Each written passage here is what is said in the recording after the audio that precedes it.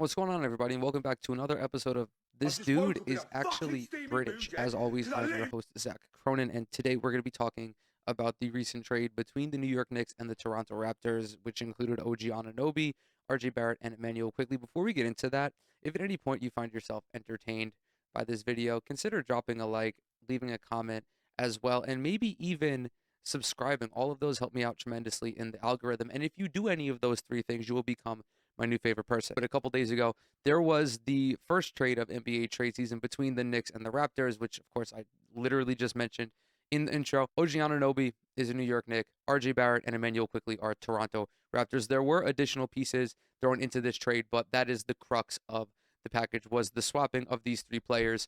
I've sat with it for a couple days. Probably all of your favorite content creators have already made videos on this. When it initially dropped, I felt that it was a good trade for both teams. And still, a few days later, I do feel that it is a good trade for both of these teams. It is not going to drastically alter anything happening with these two for the rest of the season, but they do get a little bit better, and it does also play into both of these teams' longer aspirations. I feel that an analogy is it's kind of like trading girth for length. There really isn't one that is objectively better. It really just comes down to personal preference. To start, I want to look at this from the Knicks perspective only because I feel like I know the Knicks a little bit more than the Raptors. Even though I'm not a Knicks fan, I do live in the state of New York and I'm continuously inundated with Knicks content. The Knicks are in a win now mode more so than they are a rebuild. You have Jalen Brunson, you have Julius Randle, Josh Hart, Dante DiVincenzo. All of these guys are a little bit older, and the Knicks are looking to continue on the success that they have developed last season. RJ Barrett had effectively hit his ceiling. Immanuel Quickley and them were nowhere near one another in terms of figuring out an extension. So it's safe to say that Quick and Barrett do not fit this current Knicks team.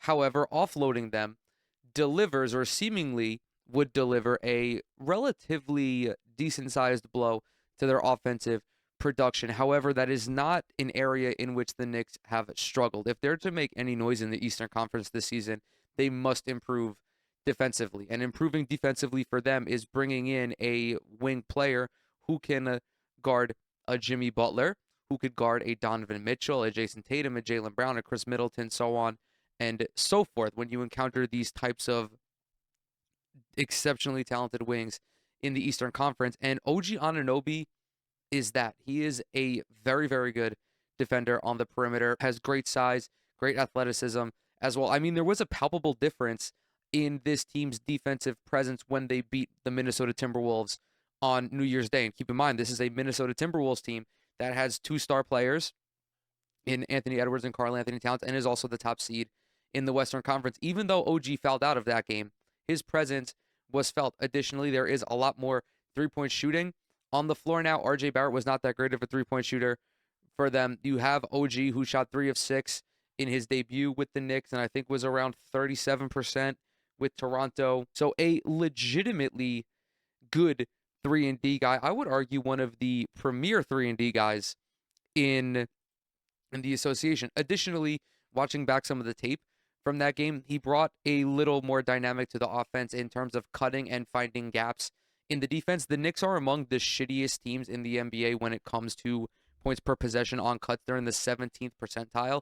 OG may not be a Klay Thompson type cutter, or, he may not be this super intellectual being who can see the spots in the defense open up before they actually get there, but he is in the 33rd percentile.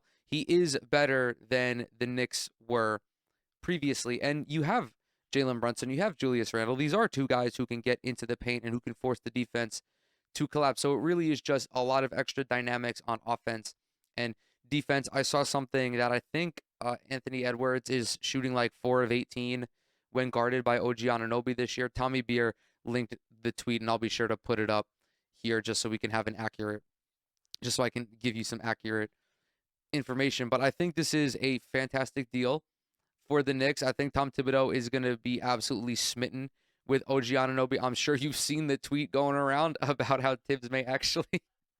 I'm not gonna say it. I can't say it. I can't say it. It's too funny. But even with all of that discussed in the tweet, the fact that OG is a reliable defensive presence on the perimeter is more than Thibodeau could ask for. And I think it bodes well for the Knicks, not only this season, but in additional seasons going forward, because the consensus, at least from what I saw on the online with Raptors fans, is everyone felt that it was more or less OG's last season with Toronto. He does have a player option for next year, but Toronto, as it stands, is 7 games under 500.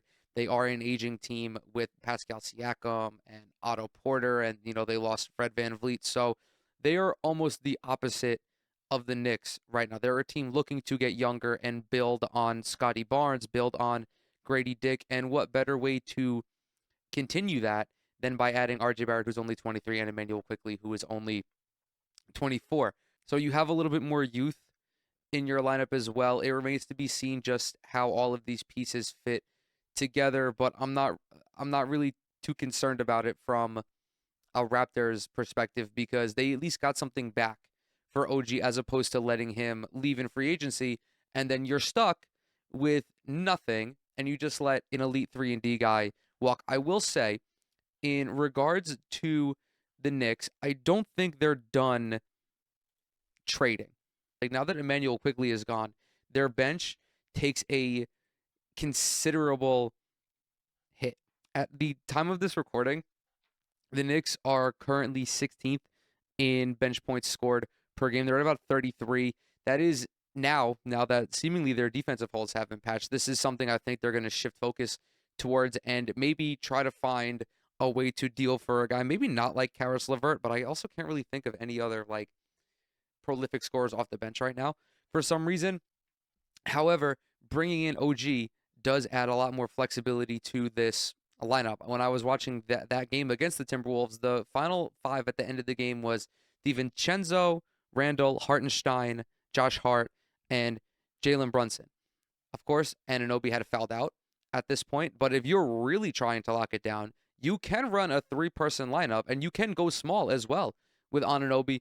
Put Julius Randle at the 5. Obviously, not something you're going to be able to do against the Timberwolves or against like the Bucks, for example, maybe even against the Celtics. But again, it's about just being able to address the matchups as they come, because the league is all about matchups. I mean, we see this with like the Pacers and the Bucks, for example. These two teams match up really well against one another, and it's why they're, no one is a clear favorite heading into any of those matchups. I think the last thing that I really didn't touch on is how this plays out in the future for the New York Knicks. The Knicks, according to all of the reports, have coveted Anunoby for a long time, as many teams across the league have, because of what he brings to any roster.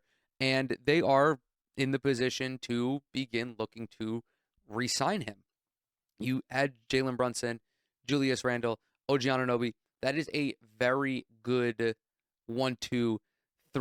Even though OG isn't, like the prototypical 3-man in a contending team's lineup, and I'm not so sure that the Knicks are going to be contenders anytime soon, it's how he fits in the system. He gave them 17 in his debut, 3 of 6 from the perimeter, had a bunch of cuts, had a bunch of easy baskets off of cuts, played fantastic defense on Anthony Edwards. Guys like that don't make themselves available to every team all of the time, and I think that's why the Knicks were so quick to pull the trigger on this trade. And I'm also surprised, because it's hard to see who has the leverage in that situation. Of course, it is the Knicks, because whenever you are dealing with a player on an option, they are like an expiring contract, more or less. The team that owns the rights to that player does not want to take a chance, because OG's only owed about 19. Well, I say only. OG's owed, I think, 19 million after next season, and it is feasible that he gets more than that this upcoming free agency. He could get like 22, 23 million, I would say, depending on how this audition goes with the New York Knicks. But still, the Knicks the front office recognized that Barrett is a very good player.